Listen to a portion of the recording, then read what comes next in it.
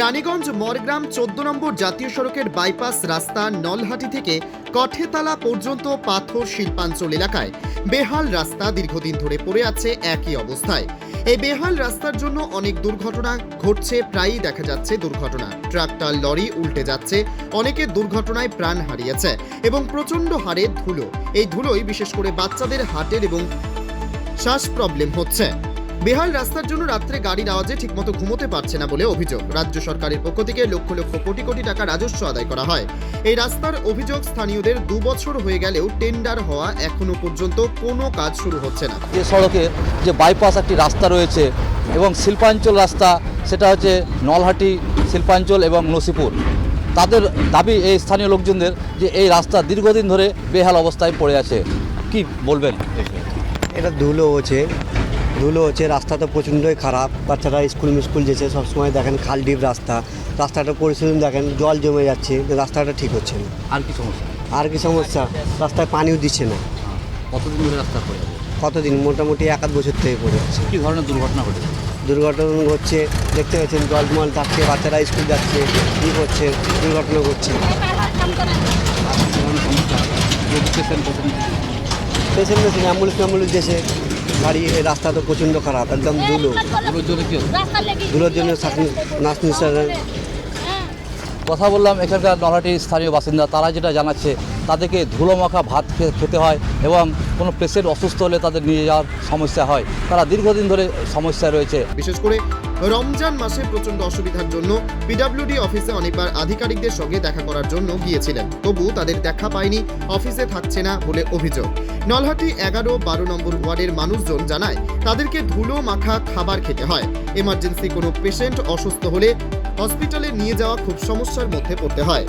আমাদের আসা যাওয়া খুব সমস্যা হয়, আমরা পার হতে পারি না, আমাদের ছেলেপিলা স্কুল যেতে পারে না, একজনের সাথে না জালে ধুলো বালি সবই উড়ে, বাচ্চারা পার হতে পারছে না, দাঁড়িয়ে থেকে যায়, 24 ঘন্টা গাড়ি যাওয়া আসা করে, ছেলেদেরকে কোনো গুরুত্ব দেয় না, রাস্তা খুব খারাপ।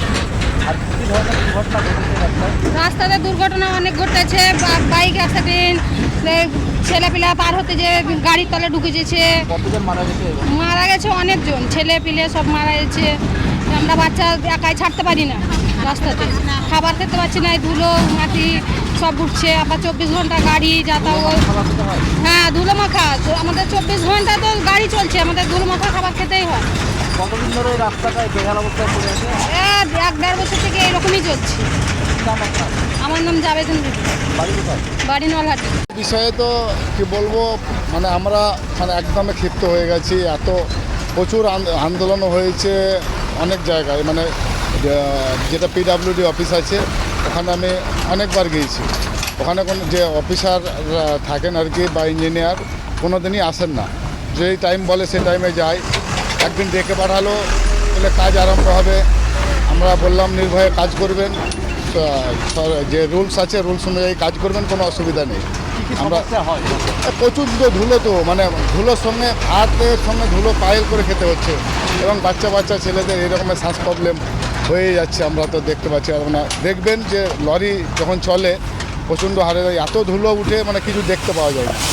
ধুলো দীর্ঘদিনের সমস্যা, রাত্রে এত আওয়াজ, মানে বয়স্ক লোকদের এতটা সমস্যা হয়, যারা আশেপাশে আমরা এলাকার মানুষ যারা বাস করি আমরাই বুঝতে পারি। আর বাইরেকার লোক এসে এক রাতে কোনো এখানে এসে ঘুমোতে পারবে না। আর কি ধরনের সমস্যা হয়েছে? সমস্যা এই যে গাড়ি যাতায়াত স্পিডের মধ্যে কোনো লিমিট নেই, ওভারটেক চলছেই, ঠিক আছে। দুর্ঘটনাটা ঘটেই যাচ্ছে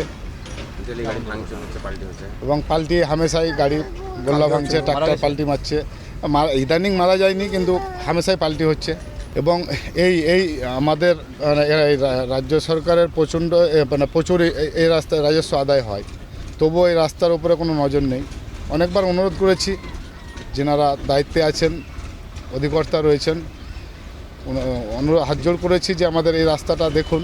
রাস্তাটা টেন্ডার হয়ে পড়ে আছে, 2 বছর হয়ে গেল, এখনও কাজ হচ্ছে না।